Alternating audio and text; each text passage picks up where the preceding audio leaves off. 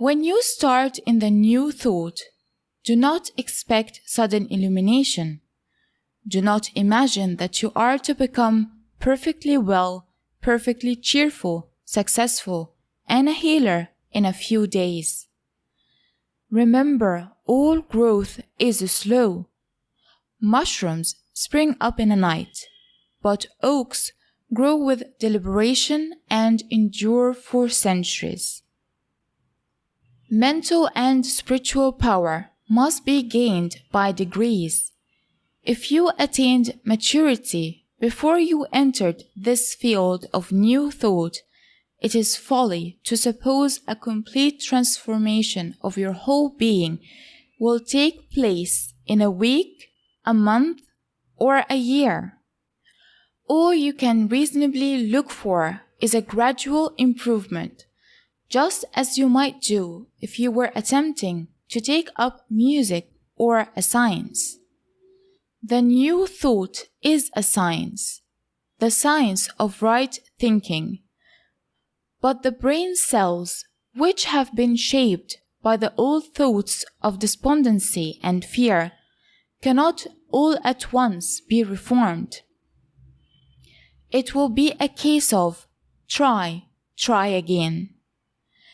Make your daily assertions: I am love, health, wisdom, cheerfulness, power for good, prosperity, success, usefulness, opulence.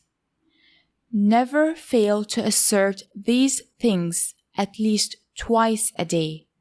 20 times is better. But if you do not attain to all immediately, if your life does not at once exemplify your words, let it not discourage you. The saying of the words is the watering of the seeds. After a time, they will begin to sprout. After a longer time, to cover the barren earth with grain. After a still longer time, to yield a harvest. If you have been accustomed to feeling prejudices and dislikes easily, you will not all at once find it easy to illustrate your assertion, I am love.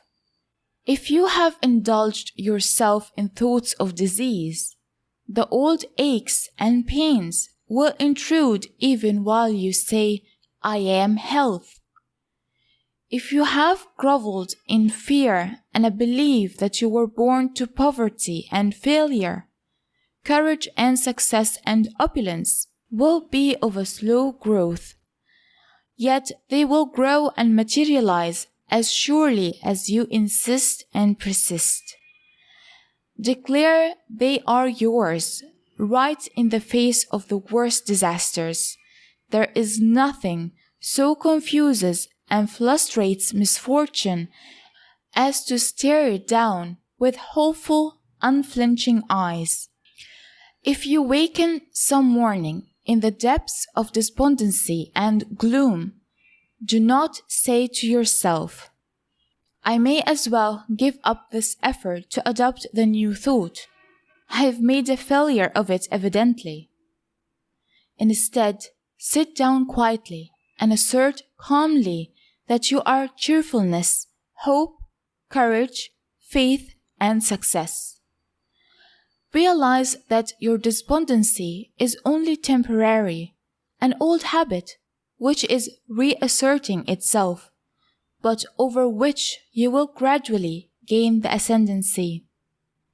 Then go forth into the world and busy yourself in some useful occupation, and before you know, it is on the way.